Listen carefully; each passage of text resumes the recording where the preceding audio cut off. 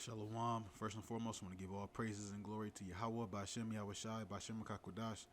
Double honors to apostles, elders of GMS who were well. Peace and salutations to Lek Akim on the four corners, pushing the truth and sincerity. Peace be unto you. Shalom. Here's one of the apostles' channels. If you can, please go subscribe. Shalom. So you're here looking at a drone view of Ashdod. And now the scripture talks about how a bastard shall dwell in Ashdod. Prophecy has already been fulfilled. It's being fulfilled right now.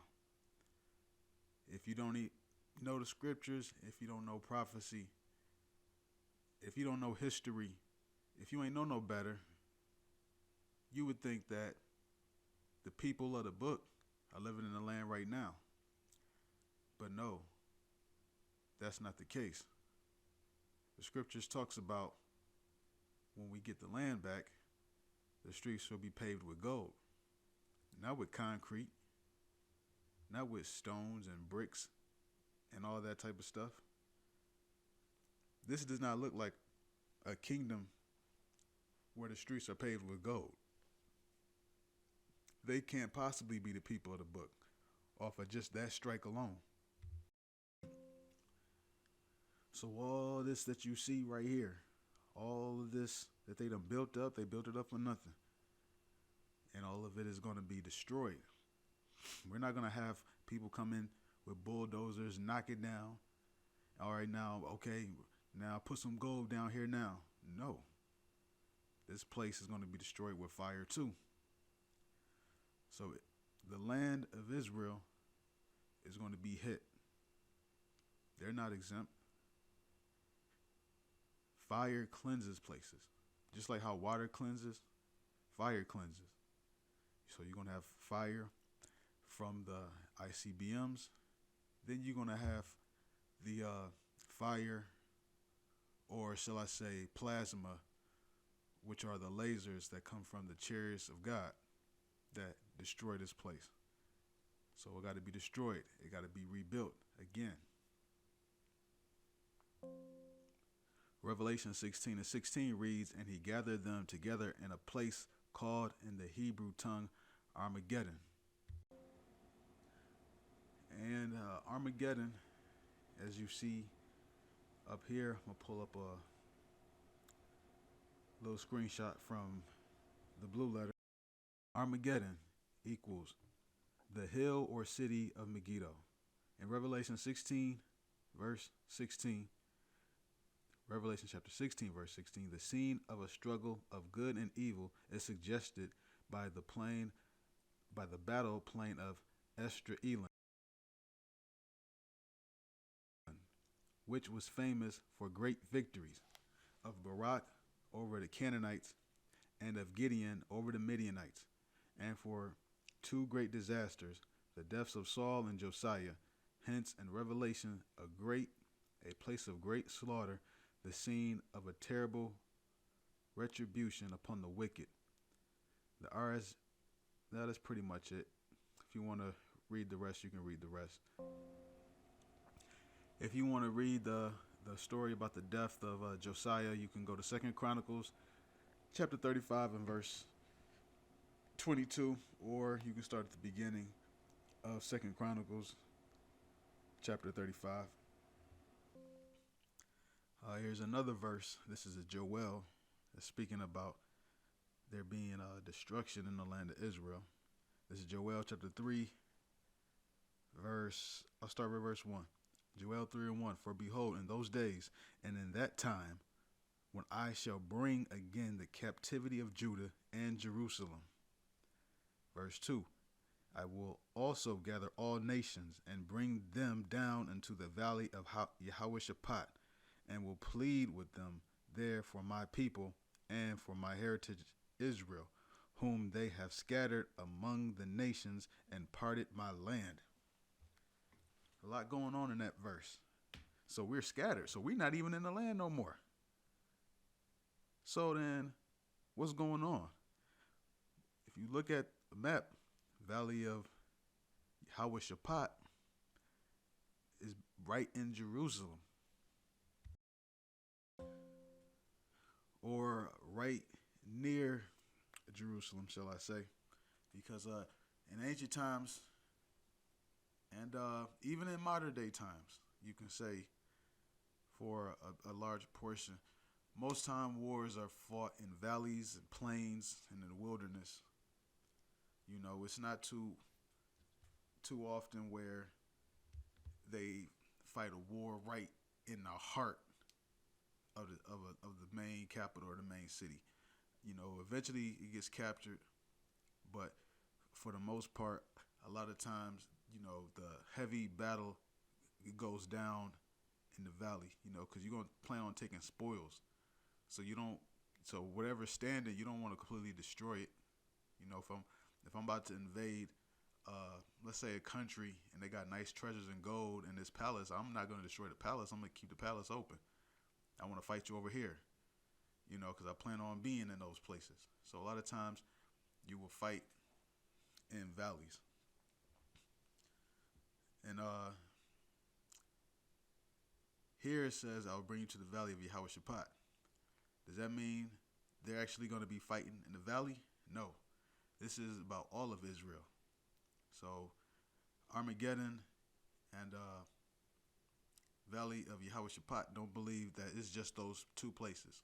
It's talking about the whole entire land of Israel. But the significance of saying Valley of Yahweh Shaphat is the significance of it held in the scriptures, because that's where Most High destroyed our enemies, and also shows you how close to Jerusalem is, and to pose as a stumbling block for those who believe that they're coming to destroy the temple because it's right near Jerusalem. You know, that's a strategic place where you're going to destroy the temple. You know, so it's a stumbling block if you believe that they're in the land right now. So they're going to have to build the wall and everything, and then they're going to come against, the valley and try to, no. Third temple is already being built. It's us. When Yahweh Shai died, he raised the temple back up. So the third temple was started, and it's still being built. We're all stones coming together.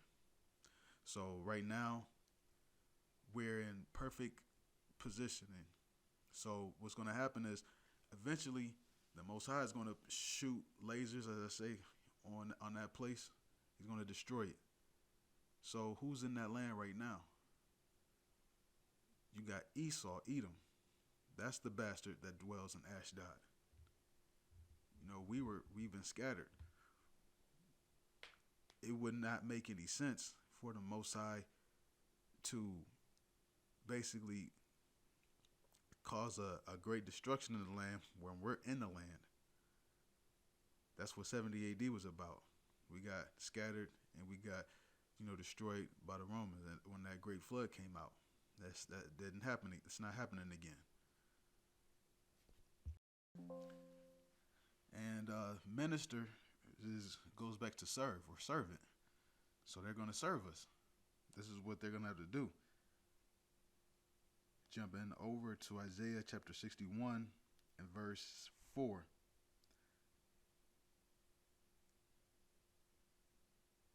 I'll start with verse 3. Isaiah 61 and 3. To appoint unto them that mourn in Zion, to give unto them beauty for ashes, the oil of joy for mourning, the garment of praise for the spirit of heaviness, that they might be called trees of righteousness, the planting of Yahweh, that he might be glorified. Verse 4. And they shall build the old wastes, they shall raise up the former desolations, and they shall repair the waste cities, the desolations of many generations. So that's talking about the land of Israel being destroyed. That's not talking about they're going to build the wall in a troublous time, then they're going to destroy it, and then they're going to kind of build. No. That's why it's important to understand prophecy, understand breakdowns.